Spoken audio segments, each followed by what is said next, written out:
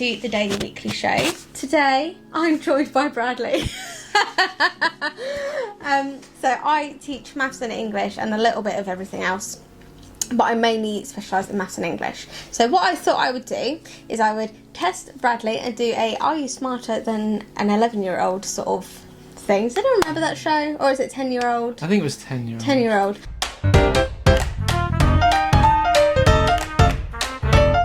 But I've got questions from Year 5 and Year 6, which in the UK, that is from the ages of 9 to 11. Mm-hmm. So these are questions that you should be fine with because you should have known this about a decade ago. Decade's a long time, Rachel. And like I was just saying, school's getting harder all the time. It is getting harder all the time. Okay, are you ready? I think so. Okay, so I'm going to start with an English question. This one's quite easy. Mm-hmm. This is something I would expect a 10-year-old to just tell me off the top of the head. Okay. What is a reflexive pronoun?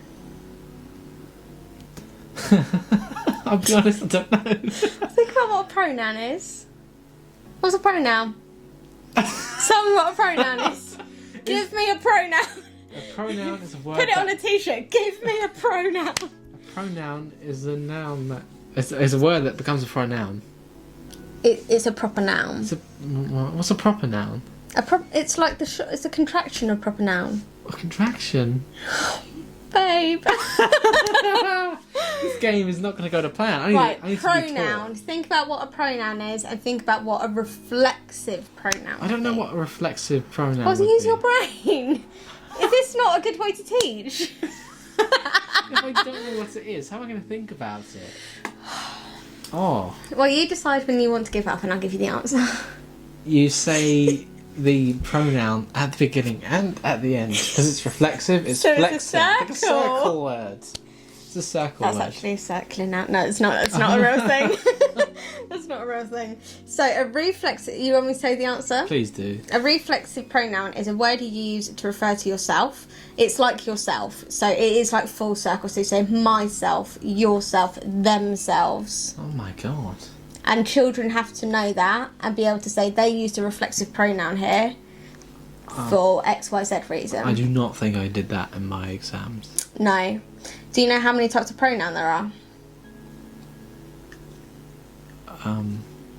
Pick a number. 6? 9. 9? Oh, here's another. Oh, now that you failed that, I really don't know if you're going to make the others. I didn't think so either. Oh, don't worry, it's fine. What is the difference between an obtuse and a reflex angle? This is maths. Okay. I know this. This is in my mind. The difference between an obtuse and a reflex. An obtuse angle is bigger than 90 degrees but less than 180. Yes. And a reflex angle is like... What? I don't know how to explain it, but instead of... It's big, isn't it? Yeah. Instead of going on the inside, like if I'm looking at a right angle, the reflex angle would be like on the outside. What's the special word? It begins with an E. An E? Exterior. Exterior angle. Yeah, it's the exterior angle of a right angle. Yeah. So it's bigger than 180 I could draw degrees. it out. I know what that would be. Do you want to draw it out? Well, you know what I'm talking about. Yeah, I know what you're talking about. I won't know. So yeah, an obtuse angle is 90 to 180 degrees. So 180 degrees is like a flat line. I could have just done it like that actually. And then a reflex angle is anything bigger than this flat line. Yeah. Well done. You got one. I feel happy because I knew that. Yeah. Like, I actually knew it. Hold on, I'm just putting a tick next to it so I can count how many you're getting right. Yes. You got one right so far. What is the difference between a homophone and a homonym?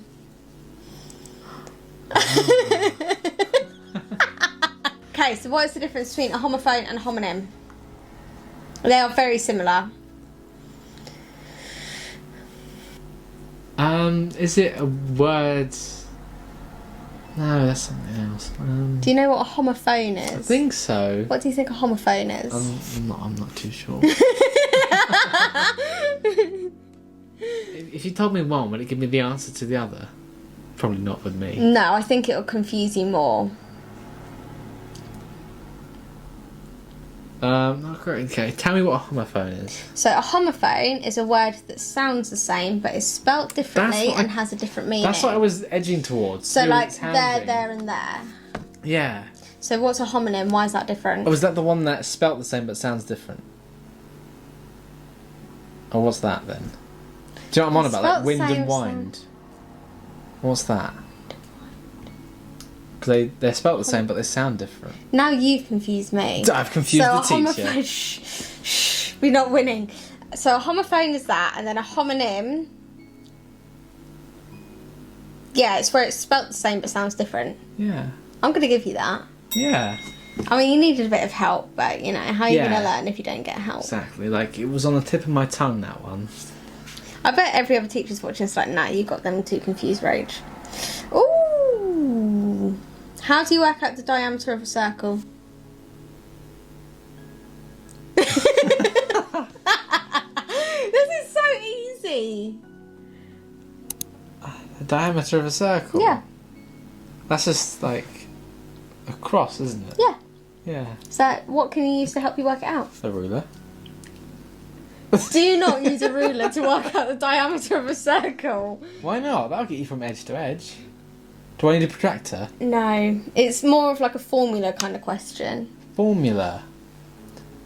Well, what formula is... What's pi r squared? Is that the area of a circle? That's the area of a circle. That's the only one that's in my head right now. Does it involve the radius? Yeah. Does it involve pi? No. No, okay, no pi's. Not for you. Radius. Or am I just doubling the radius? Yeah. That's why it was easy. But how do you know what the radius is? Well, it will tell you. So in a question, you'll either be given the radius and told to work out the diameter, or you'll be given the diameter and told to work out the radius. It's easy. So if I gave you a circle with a radius of 8, what would the diameter be? 16. Well done. I can do that question. Okay, on to the next English question. What age group do these questions? Year 5. That question was in my GCSE exam. No, it wasn't. I'm sure it was. No, it wasn't. Yeah, because they chuck in those easy ones, don't you? Just get a couple extra marks. Oh, this one's going to stumble you, I think. What are the different purposes of brackets, dashes, and commas? So there are different reasons why you use each one. I was always told it's just, you want to put an extra bit of information in there that isn't necessary. But there are different. There are different reasons. So they all add extra information, but they're for different reasons. Do you know what? In my Fuck life, this.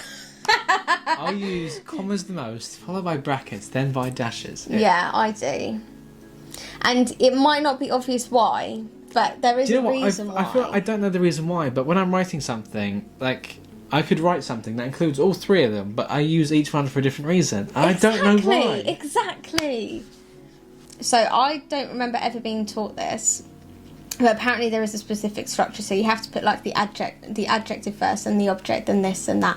And like it's not something I've ever learned. It's just something I do. Yeah, I've known about that. Yeah. Ooh. That one. I know Do you all the want to stuff. take over? I know all the stuff you're not asking me. Obviously. Okay, right, go on, choose. I don't know. Like, if I was going to use brackets, I'd put in... That would be, like, I don't know, more of a description. Okay. But then if I was going to put a dash, that's more of like a personal thing. I don't know. A personal thing. Like more of an opinion. Or like, okay, right, so you're sort of right on the dashes front. okay. So Like it's like an anecdote. I don't need that information, but you can chuck it in there and it spices it up. Adds flavour to the paragraph. So this is specifically for parentheses because it can be used for different things. Right. So for brackets, you would put unnecessary information in there. Okay, that's where usually I put necessary information. That's why no one ever reads your emails, Brad. I put it all in the wrong bit. You use commas when it's information that goes with the flow of the sentence. Yeah. And it usually starts with like who or whom or whatever. So it'd be like Bradley, who's doing really rubbish at this test. Blah blah blah blah blah. That'd be that. And then dashes is for like an interruption or to bring attention to a certain piece of information. Does that make sense? I wouldn't use dashes there. I'd probably just put a comma. Or maybe even a bracket. But that's why you're grammatically incorrect. No, dash doesn't fit right in there. I'm gonna put. Rarely do I. If I use dash, I wouldn't put use dashes in the middle of something. It would have to be at the end. No, you can't use it at the end. Why can't I use it at the end? Because you need to. I think you're thinking of a What am I thinking of then? the other one. What's a the other hyphen. No, not a hyphen. What's a hyphen for? A hyphen is for double barrel words. Yeah, no, I'm not using double barrel words. Like, I would... Do you want to use the next question? Yeah, just go to the next one. Okay, so this is maths. I think you can have a chance with this one. You're going to get to use your paper now. Oh, dear. So, Bradley buys a new lens. The lens costs £252. I'll write that down because that seems important, that number. He then divides the amount per member of people. Per member of the Daily Weekly. Okay. So everyone has to pay Bradley the same amount. Okay. Including Bradley. So, Bradley... Yeah, I was going to say, who's counting? Who's the team? Okay, let's count them together. So, Bradley, Rachel, Yeah. Tash, Yeah. Jake, Ridley, Bethany. Okay, that's 6. So I would divide the amount of the camera lens, which is £250, by 6. 252. Oh, 252, sorry. Yeah. I didn't hear the £2. Okay. Right, I'll add that on there. I would have got that question wrong, so I Right, didn't go on read then. it properly. Have a go, see how you get on. And then I would divide that by 6, right? Yeah. Then that will give me the answer. Yeah. 24. Other way around. So 42. Yeah. Yeah, the number's backwards. 42, so it's £42 per person. Yeah. Well done.